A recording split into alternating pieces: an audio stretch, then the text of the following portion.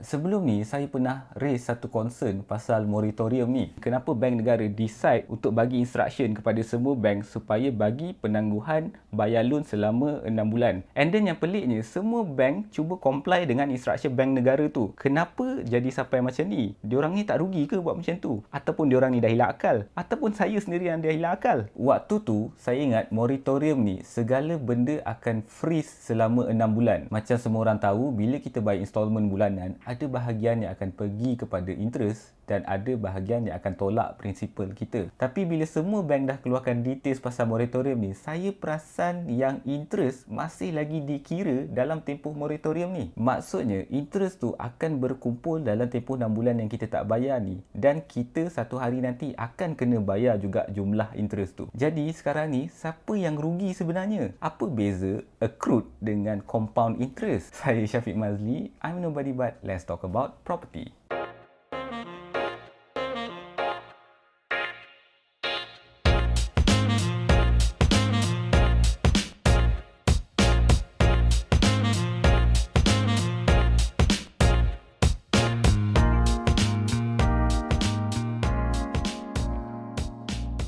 Bismillahirrahmanirrahim. Okey, sebelum kita viralkan yang banking system ni ambil kesempatan terhadap kita waktu musim pandemik ni, dan kita ni makhluk yang lemah, walaupun dah berapa keturunan kita bayar interest dekat bank, apa kata kita belajar dulu apa sebenarnya yang terjadi. Untuk faham macam mana interest ni dikira, kita kena tengok dalam bentuk jadual amortization. Dalam jadual ni hanya ada 3 sahaja benda yang paling penting. Information yang pertama, saya letak loan amount RM200,000. Yang kedua, interest rate, saya letak 4% setahun. Ketiga, tenure ataupun tempoh bayaran 30 tahun. Sebelah ni pula details dalam bentuk bulan. Dari situ kita boleh kira monthly installment. Dalam Excel ni saya just pakai formula PMT. Untuk rate, saya akan ambil interest rate per month. Untuk NP rate, saya akan ambil 360. PV adalah present value, iaitu loan amount kita. Saya akan adjust sikit loan amount kita kepada RM209,462 untuk dapatkan monthly payment exactly RM1,000. Sebab apa? Saya nak mudahkan anda trace berapa persen yang akan dibahagikan pada interest dan juga principal. Sekarang kita masuk pada bulan pertama. Beginning balance adalah loan amount sebelum setiap installment dibayar. Ending balance adalah loan amount yang tinggal lepas payment dibayar. So dekat sini beginning balance adalah total loan amount. Payment adalah monthly installment yang kita dah kira tadi, dan dia akan sama saja selama 30 tahun. Cara nak kira interest, beginning balance darab dengan interest per month. Cara nak kira principal pula adalah payment tolak interest. Dekat sini clearly kita dah nampak berapa persen yang akan pergi pada interest dulu dan berapa persen yang akan pergi pada principal. So bila payment dah dibuat, ending balance untuk bulan pertama adalah beginning balance tolak principal. Proses ni akan diulang selama 360 kali. Setiap kali kita buat bayaran installment. Pada bulan terakhir kita bayar installment, anda akan perasan yang daripada installment yang kita buat, baru percentage yang besar akan pergi kepada principal. Since calculation ni saya buat dalam Excel, saya boleh easily keluarkan graph. Dari sini kita boleh nampak line color biru ni adalah percentage yang akan pergi kepada interest, dan line color merah adalah percentage yang akan pergi kepada principal. Graph ni akan clash ataupun akan intersect pada tahun ke-13, iaitu pada bulan ke-153, yang mana pembahagian installment kita akan pergi sama rata pada interest dan juga principal, iaitu 50-50. Tapi itu tak bermakna yang kita dah habis bayar separuh daripada loan kita ya. Sekarang bila anda dah faham, at least anda dah nampak macam mana interest ni dikira, apa kata kita tengok pula cara pengiraan interest dalam tempoh moratorium ni. Saya akan pakai balik amortization schedule yang dah siap tadi. Cuma saya akan adjust lagi loan amount dekat sini kepada RM300,000 sebab saya nak dapatkan amount exactly RM1,000 dekat interest ni, supaya anda semua senang trace bila saya move along nanti. Sebelum tu, calculation yang saya akan tunjuk ni adalah benda yang basic saja untuk kita semua senang faham. Kalau saya nak bagi disclaimer kepada accountant ataupun banker yang prejudice, video ni akan jadi lagi panjang dan complicated daripada kuliah dekat universiti. Okey, berbalik kepada jadual yang saya dah adjust loan amount kepada RM300,000 tadi. Saya akan kosongkan jadual ni dan kita akan kira balik dalam keadaan tempoh moratorium. So dekat sini kita akan anggap bulan pertama ni adalah 1 April 2020, yang mana tempoh moratorium start. Beginning balance untuk bulan pertama adalah RM300,000. Since dalam tempoh moratorium ni kita tak buat apa-apa payment selama 6 bulan, so saya akan kosongkan bahagian payment selama 6 bulan. Interest masih lagi dikira dalam tempoh moratorium. So bahagian interest ni kita akan ambil beginning balance darab dengan interest per month. Bahagian principal pula akan jadi kosong sebab kita tak buat apa-apa payment. Ending balance dekat sini adalah beginning balance tambah interest. Sebab apa kita kena tambah interest? Sebab itu adalah hutang yang kita tak buat apa-apa payment pun dalam bulan moratorium ni. Sekarang kita masuk pada bulan kedua. Macam tadi, beginning balance bulan kedua ni kita ambil ending balance bulan pertama. Dekat interest bulan kedua ni adalah starting point yang mana kita boleh tahu sama ada interest akan di-compound ataupun tidak. Kalau interest ni dikira daripada beginning balance bulan tersebut, maksudnya beginning balance bulan kedua darab dengan interest per month, itu adalah compounding interest. Kalau saya teruskan pengiraan ni selama 6 bulan, dekat situ akan lebih jelas lagi maksud compounding interest ni. Anda akan nampak penambahan interest atas interest dalam tempoh yang kita tak bayar installment ni. Apa yang dimaksudkan dengan non-compounding interest pula? Semua interest dalam masa 6 bulan ni akan didarab dengan beginning balance bulan pertama moratorium sahaja. Kalau saya letakkan kedua-dua pengiraan di sebelah-sebelah, anda akan nampak perbezaan interest yang di-compound dengan tidak. Dari contoh ni, sekiranya anda mengambil moratorium, jumlah interest yang terkumpul adalah sebanyak RM6,000. Dalam keadaan kita berjaya simpan duit sebanyak RM8,953. Mungkin anda akan rasa yang pemilihan moratorium ni agak tak berbaloi. Tapi bear in mind yang calculation kita start pada bulan pertama. Bulan yang mana interest dikenakan paling tinggi. Kalau anda dah lepas titik pertemuan pembahagian sama rata antara interest dengan principal ni, mungkin pemilihan moratorium ni akan jadi lebih berbaloi. Bila tempoh moratorium ni tamat, maksudnya bulan ke-7.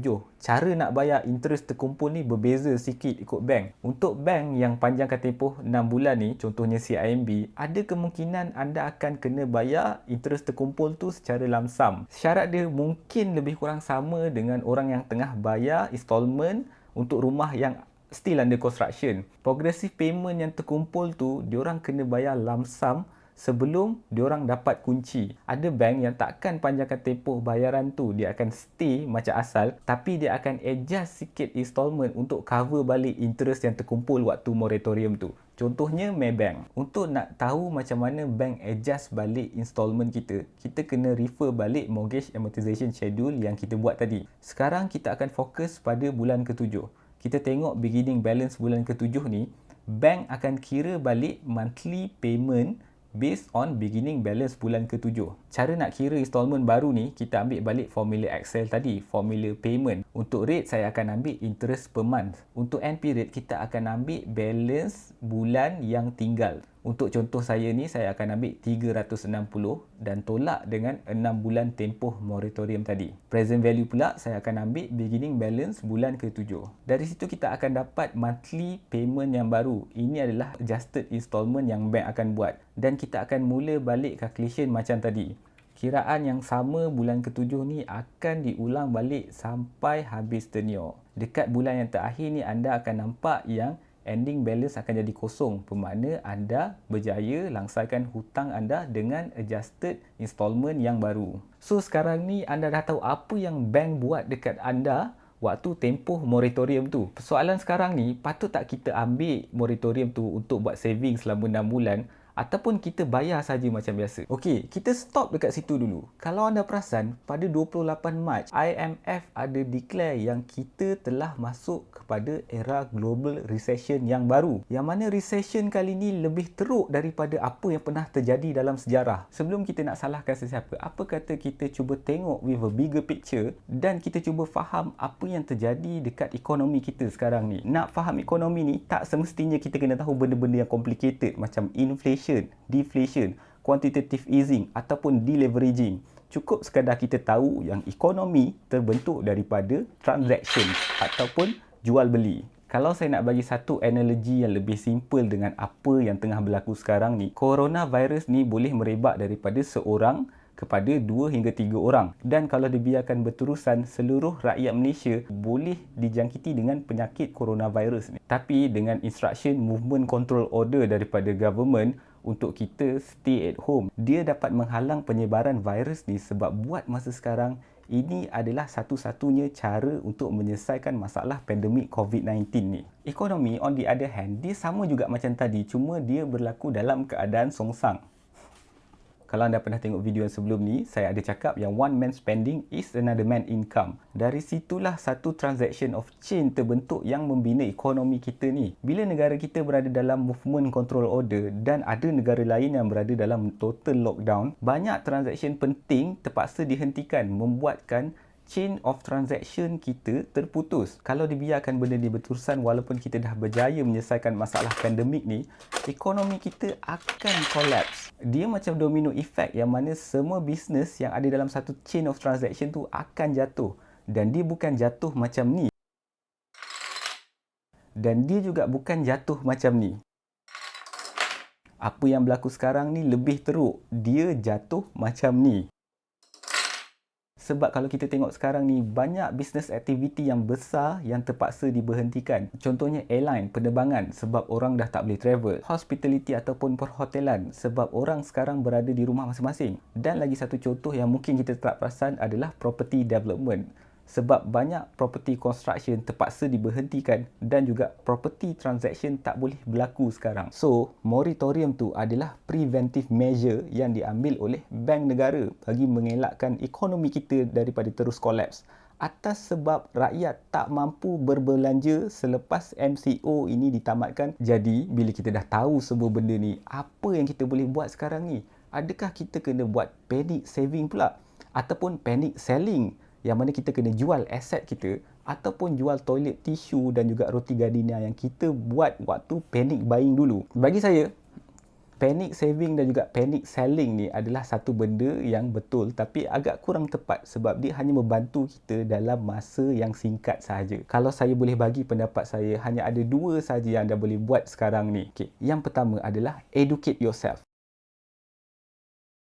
Tambah ilmu kita waktu movement control order ni, waktu kita tengah duduk di rumah ni. Saya ada dapat satu pengajaran yang sangat besar dan berharga daripada seorang banduan yang bernama Curtis Carroll. Dia ni, waktu dia masuk penjara pada umur 17 tahun atas tuduhan merompak dan membunuh, dia adalah seorang yang illiterate. Maksud dia ummi ataupun buta huruf. Saya akan share satu link TED Talk dia pada ruangan description dekat bawah yang mana dia ceritakan daripada usaha dia belajar membaca membuatkan dia berubah daripada seorang yang illiterate kepada seorang yang financial literate. Dan sekarang ni semua orang dalam penjara tu panggil dia Wall Street. Dia ada cakap yang financial illiteracy is a disease that has crippled minorities in the lower class in our society for generations and generations.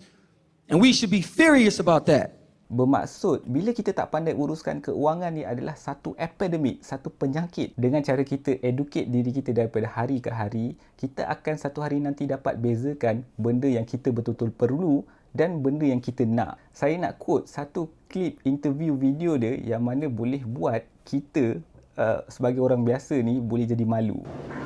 You know the crazy part about education is that the more educated I get, the less excuses I can make. Yeah, right. Right. Because you can't fool yourself. So it's one of these things where I got to keep it real now. Yeah. And so when I was stupid, there was an excuse to be stupid. Perkara kedua yang anda boleh buat adalah tingkatkan produktiviti. Ekonomis percaya yang income ni dia tak datang daripada kerja tapi datang daripada produktiviti. Secara relevan pun kita tahu yang lagi banyak kita usaha, sepatutnya lagi banyak yang kita boleh dapat. Sekarang ni pun dunia bergerak sangat pantas. Kita kena jadi learning machine untuk develop new skill. Belajar cara untuk communicate dengan lebih efektif secara online. Contohnya dengan penggunaan Zoom ataupun delivering skill supaya orang lebih tertarik bila kita buat sesuatu webinar. Anda juga boleh belajar untuk create content supaya kita boleh sama-sama share ilmu di social media instead of benda-benda lain yang tak patut kita share. Dengan skill-skill inilah yang mana satu hari nanti boleh tingkatkan nilai diri kita, value diri kita. Kalau anda orang yang lebih praktikal ataupun yang lebih fizikal, anda boleh gunakan energi anda untuk jadi lebih produktif. Contohnya sekarang ni, ramai orang tengah bergantung dekat delivery services. Mungkin ramai orang tak perasan, waktu kita tengah duduk rumah ni, rider-rider yang kebanyakan daripada golongan B40 sekarang ni sedang membangunkan ekonomi negara. Kita kembali balik kepada persoalan asal kita tadi. patut ke tidak anda ambil moratorium ni? Untuk nak jawab soalan tu, sebenarnya anda perlukan seorang yang lebih profesional daripada saya dalam pengurusan keuangan. Siapa golongan profesional tu ada dalam sambungan video klip ni. This idea that only professionals can invest and manage money is absolutely ridiculous. And whoever told you that is lying.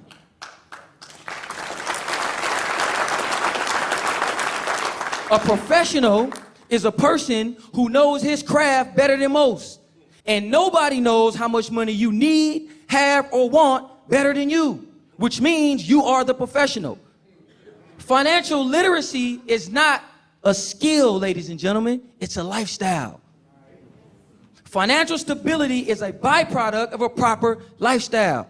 Jadi, tak ada siapa yang lebih tahu pasal patut ke tidak anda ambil moratorium ni lebih daripada diri anda sendiri. Dan decision yang anda akan buat nanti adalah reflection kepada tahap education anda. Sebab itulah saya cadangkan untuk anda tambah ilmu sebanyak yang boleh sewaktu perintah kawalan pergerakan ni. Supaya kita bukan sahaja dapat membantu frontliner untuk flatten the curve, tapi kita juga akan dapat bantu mereka untuk bangunkan balik ekonomi ni selepas segala masalah pandemik ni selesai. InsyaAllah.